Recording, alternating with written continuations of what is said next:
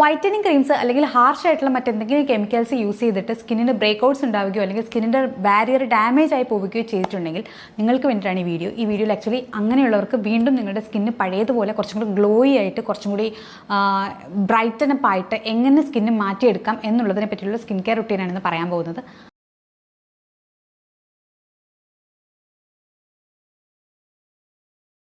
Welcome back to Veena's industrial. ഞാൻ Veena. Professional wise ഞാനൊരു certified image consultant and personal stylist ആണ്.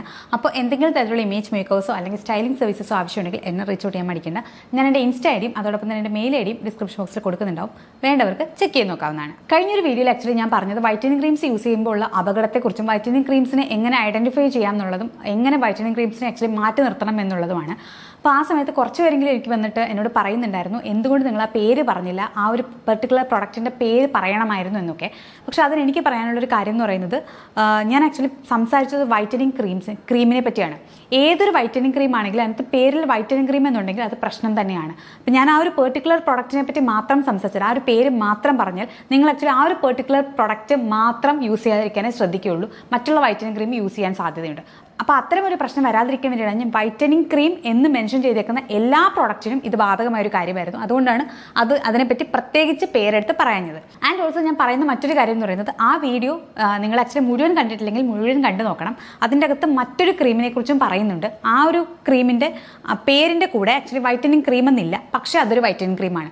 അങ്ങനെയുള്ള ട്രാപ്പ് ഉണ്ടാവാം എന്നുള്ളത് കൊണ്ടാണ് ആ ഒരു പ്രൊഡക്റ്റിൻ്റെ മാത്രം പേര് പറഞ്ഞത്. അതുപോലെ തന്നെ ആ ഒരു വീഡിയോ കഴിഞ്ഞതിന് ശേഷം എനിക്ക് ആക്ച്വലി ഒരുപാട് എൻക്വയറി വരുന്നുണ്ടായിരുന്നു. അങ്ങനെ യൂസ് ചെയ്യുകയും സ്കിന്നിൻ്റെ ബാരിയർ ഭയങ്കര പ്രശ്നത്തിലായി പോവുകയും ചെയ്തിട്ടുണ്ട്. അതെങ്ങനെയാണ് വരുന്നത് എന്ന് തന്നെ ചിലർ ഡിസ്ക്രൈബ് ചെയ്ത് തരുന്നുണ്ടായിരുന്നു. അതായത് സ്കിന്നിൻ്റെ ആക്ച്വലി ഭയങ്കര തിന്നാവാൻ തുടങ്ങും, സ്കിന്നിലെ വെയിൻസ് ഒക്കെ തെളിഞ്ഞ് കാണാൻ തുടങ്ങും, ഭയങ്കരമായിട്ട് റെഡ് ആവാൻ തുടങ്ങും, പിമ്പിൾസ് വരാൻ തുടങ്ങും. അങ്ങനെ പല ഇഷ്യൂസാണ് അതിനുള്ളത്. അത് വൺസ് നിർത്തുന്ന സമയത്ത് സ്കിന്ന് ഡ്രൈ ആവുന്നത് മുതൽ ഡാർക്ക് ആവുകയും പിമ്പിൾസ് വരികയും വെയിൻസ് വിസിബിൾ ആവുകയും ഒക്കെ ചെയ്യുന്ന ഒരു അവസ്ഥയിലേക്കാണ് പോകുന്നത്.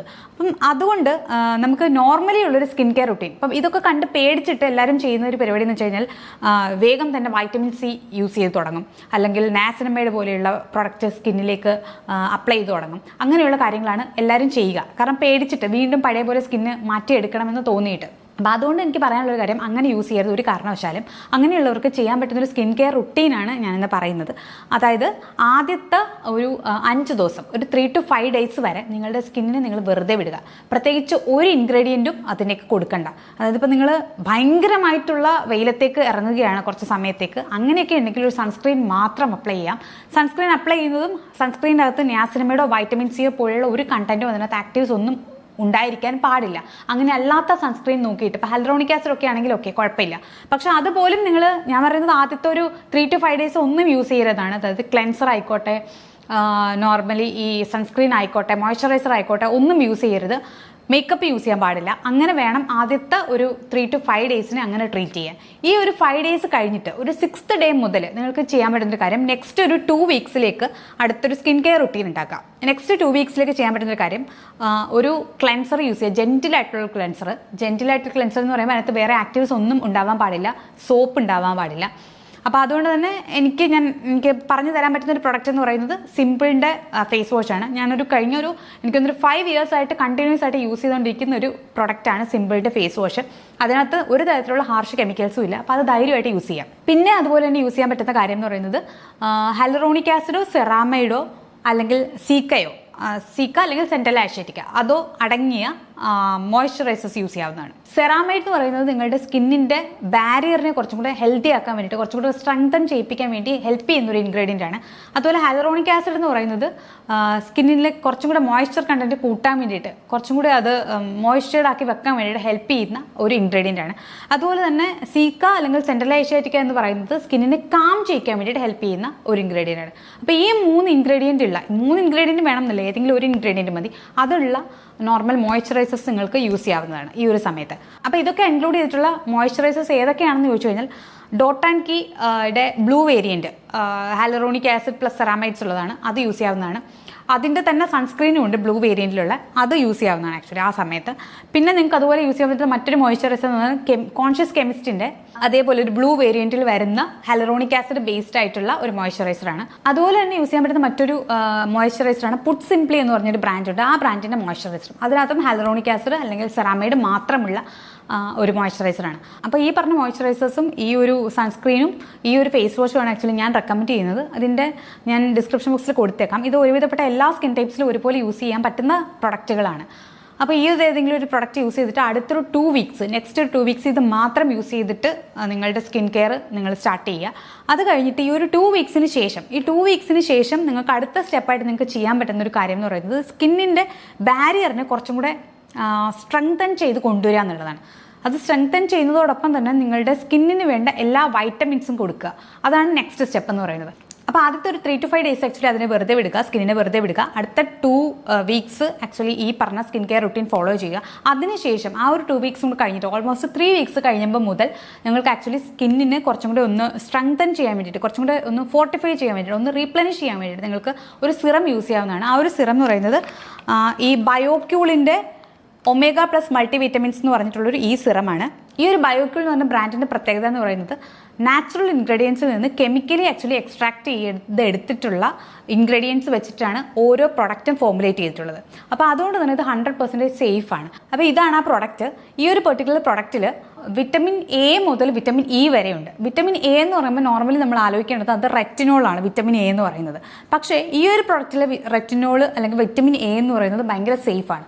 നോർമലി ഉള്ള റെറ്റിനോൾസ് ഒന്നും ആ സമയത്ത് യൂസ് ചെയ്യാൻ പാടില്ല. പക്ഷേ ഇതിനകത്തുള്ള ഈ ഒരു പ്രൊഡക്റ്റിലുള്ള വൈറ്റമിൻ എ എന്ന് പറയുന്നത് സ്കിന്നിനെ കുറച്ചും കൂടെ റീപ്ലനിഷ് ചെയ്യാൻ വേണ്ടിയിട്ടും കുറച്ചും കൂടെ സ്ട്രെങ്തൻ ചെയ്യാൻ വേണ്ടിയിട്ടും കുറച്ചും കൂടെ ഫോർട്ടിഫൈ ചെയ്യാൻ വേണ്ടിയിട്ടും ഹെൽപ്പ് ചെയ്യുന്നതാണ്. അതിൻ്റെ കാരണം എന്ന് പറയുന്നത് ഇത് ഈ ഒരു പെർട്ടിക്കുലർ പ്രൊഡക്റ്റിലുള്ള മെയിൻ ഇൻഗ്രീഡിയൻറ്റ്, നാച്ചുറൽ ഇൻഗ്രീഡിയൻറ്റ് എന്ന് പറയുന്നത് ഒലീവ് അല്ലെങ്കിൽ ബുറിച്ചി എന്ന് പറഞ്ഞിട്ടൊരു ഫ്രൂട്ടിൽ നിന്നുള്ള എക്സ്ട്രാക്ഷൻസ് ആണ്.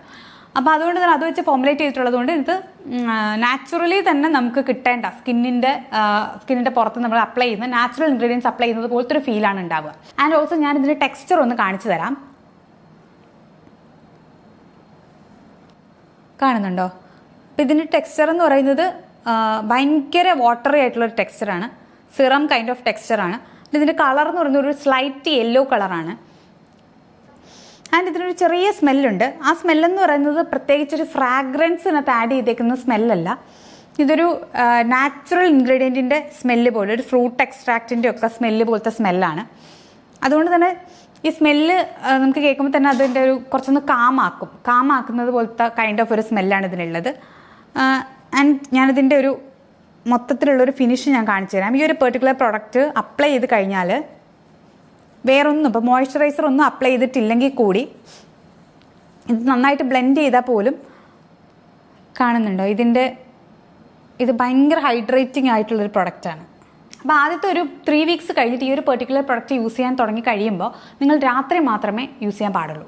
അതായത് ഈ പ്രൊഡക്റ്റ് യൂസ് ചെയ്തിട്ടുള്ള ഒരു 2 വീക്സ് വരെ, യൂസ് ചെയ്യാൻ തുടങ്ങിയിട്ടുള്ള ഒരു 2 വീക്സ് വരെ രാത്രി മാത്രമേ ഈ ഒരു പ്രൊഡക്റ്റ് യൂസ് ചെയ്യുക. പകൽ യൂസ് ചെയ്യരുത്. പകൽ നോർമലി നമ്മൾ നേരത്തെ പറഞ്ഞതുപോലെ ഒരു ക്ലെൻസർ, മോയ്സ്ചറൈസർ, സൺസ്ക്രീൻ ഇത് മാത്രമേ അപ്ലൈ ചെയ്യാൻ പാടുള്ളൂ. രാത്രി ഇത് അപ്ലൈ ചെയ്തിട്ട് ഇത് സ്കിന്നിന് വേറെ പ്രശ്നങ്ങളൊന്നും ഉണ്ടാക്കുന്നില്ല എന്ന് കണ്ടു കഴിഞ്ഞാൽ നിങ്ങൾക്ക് മോർണിംഗ് റുട്ടീനിലും ഇത് ഇൻക്ലൂഡ് ചെയ്യാം. അങ്ങനെ ഇൻക്ലൂഡ് ചെയ്യുമ്പോൾ സ്കിന്ന് കുറച്ചും കൂടെ ബെറ്റർ ആയി വരുന്നത് പോലെ നിങ്ങൾക്ക് ഫീൽ ചെയ്യും.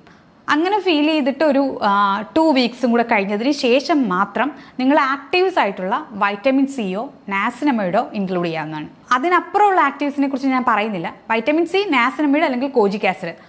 ആദ്യം എനിക്ക് തോന്നുന്നു കോജിക് ആസിഡിലൊക്കെ സ്റ്റാർട്ട് ചെയ്തിട്ട് നാസിനമൈഡിലേക്കും വൈറ്റമിൻ സിയിലേക്കും വരാം. ഇതൊക്കെ നിങ്ങൾക്ക് സ്കിൻ കെയർ റുട്ടീനിൽ ഇൻകോർപ്പറേറ്റ് ചെയ്യാം. അതും ആദ്യം ഞാൻ പറയുന്നത് ഒരു നൈറ്റ് സ്കിൻ കെയർ റുട്ടീനായിട്ട് തന്നെ വൈറ്റമിൻ സിയോ നാസിനമൈഡോ വീണ്ടും ഇൻട്രൊഡ്യൂസ് ചെയ്യുക. അത് കഴിഞ്ഞതിന് ശേഷം മാത്രം മോർണിംഗ് സ്കിൻ കെയർ റുട്ടീനിലേക്ക് അത് ആഡ് ചെയ്യുക. ഇതും കഴിഞ്ഞ് സ്കിന്ന് അത്യാവശ്യം കുഴപ്പമില്ല എന്ന് തോന്നിക്കഴിഞ്ഞിട്ട് വൈറ്റമിൻ സിയോടും നാസിനമൈഡിനോടും സ്കിൻ നന്നായി റിയാക്ട് ചെയ്യുന്നു എന്ന് തോന്നിക്കഴിഞ്ഞതിന് ശേഷം മാത്രം സമയമെടുത്തിട്ട് നിങ്ങൾ റെറ്റിനോളോ അല്ലെങ്കിൽ ആക്റ്റീവ്സ് ആയിട്ടുള്ള AHA, BHA, PHA പോലെയുള്ള ഇൻഗ്രീഡിയൻസോ ഇൻക്ലൂഡ് ചെയ്യാവുന്നതാണ്. എനിക്കറിയാം നമ്മൾ നോർമലി സ്കിന്നൊരു ബാഡ് സ്റ്റേജിലൂടെ പോകുമ്പോൾ പെട്ടെന്ന് തന്നെ സ്കിന്നിനെ റിക്കവർ ചെയ്ത് എടുക്കാൻ വേണ്ടിയിട്ടാണ് എല്ലാവരും നോക്കുക. അപ്പോൾ എല്ലാവരും പറയുന്നത് കേട്ടിട്ട് സ്കിന്നിനെ എക്സ്ഫോളിയേറ്റ് ചെയ്താൽ മതി എന്ന് തോന്നിയിട്ട് എക്സ്ഫോളിയേറ്റ് ചെയ്ത് സ്കിന്നിൻ്റെ ഈ ഡെഡ് സ്കിൻ സെൽസിനെയൊക്കെ കളയാമെന്നൊക്കെ തോന്നിയിട്ട് നിങ്ങൾ ആക്റ്റീവ്സ് ഒക്കെ എടുത്ത് യൂസ് ചെയ്യാനുള്ള ഒരു ചാൻസ് ഉണ്ട്. അങ്ങനെ ഒരിക്കലും ചെയ്യരുത്. ഇതിന് അത്യാവശ്യം നല്ല സമയം എടുത്തതിന് ശേഷം മാത്രം ഈ ഒരു ഇൻഗ്രീഡിയൻസ് ഒക്കെ അതിനകത്തേക്ക് ഇൻകോർപ്പറേറ്റ് ചെയ്യാവുന്നതാണ്. പറയാനുള്ളൊരു പ്രധാനപ്പെട്ട കാര്യം എന്താണെന്ന് വെച്ച് കഴിഞ്ഞാൽ നിങ്ങളുടെ സ്കിന്ന് ഈ ഒരു പെർട്ടിക്കുലർ ഫേസിലൂടെ പോകുന്നത്, അതിൽ നിന്ന് റിക്കവർ ആവുന്നത് ഓരോ ഇൻഡിവിജ്വലിനും ഓരോ പോലെയാണ്. ബിക്കോസ് ഓരോരുത്തരുടെ സ്കിന്നും ഓരോ പോലെയാണ്. അപ്പോൾ അതുകൊണ്ട് തന്നെ നിങ്ങൾക്ക് എടുക്കുന്ന സമയം ഒരുപോലെ ആയിരിക്കില്ല. ചിലർക്ക് ഇത് പെട്ടെന്ന് തന്നെ റെഡിയാവും, ബാക്ക് ടു നോർമലാവും, ചിലർക്ക് കുറച്ചധികം സമയമെടുക്കും. പക്ഷേ എന്നാലും ഈ ഒരു പെർട്ടിക്കുലർ റുട്ടീൻ ഫോളോ ചെയ്ത് പോവുകയാണെങ്കിൽ വലിയ കുഴപ്പമില്ലാതെ നിങ്ങൾക്ക് സ്കിന്നിനെ ഹെൽത്തി ആക്കി പെട്ടെന്ന് തന്നെ മാറ്റാൻ പറ്റും. ആൻഡ് അങ്ങനെ മാറ്റിക്കഴിയുമ്പോൾ നിങ്ങൾക്ക് പിന്നെ ഏത് ഇൻഗ്രീഡിയൻറ്റ് ഫേസിലേക്ക് ഇൻക്ലൂഡ് ചെയ്താലും അല്ലെങ്കിൽ ആഡ് ചെയ്താലും സ്കിൻ കെയർ റുട്ടീനിലേക്ക് ആഡ് ചെയ്ത് കഴിഞ്ഞാലും അത് നിങ്ങൾക്ക് റിസൾട്ട് ഉണ്ടാക്കും. അങ്ങനെ ആ വഴിക്ക് സ്കിന്നിൻ്റെ ടെക്സ്ചറും സ്കിന്നിൻ്റെ കളറും ഒക്കെ ഒന്ന് ഇമ്പ്രൂവ് ചെയ്യാം, 1-2 ഷെയ്ഡ്സ് ലൈറ്ററാക്കി മാറ്റുകയും ചെയ്യാം. അപ്പോൾ ഇത്രയേ ഉള്ളൂ ഇന്നത്തെ വീഡിയോ. അടുത്ത വീഡിയോയിൽ നമുക്ക് വീണ്ടും കാണാം. അപ്പോൾ ടാറ്റാ, ബൈ, ലവ് യു.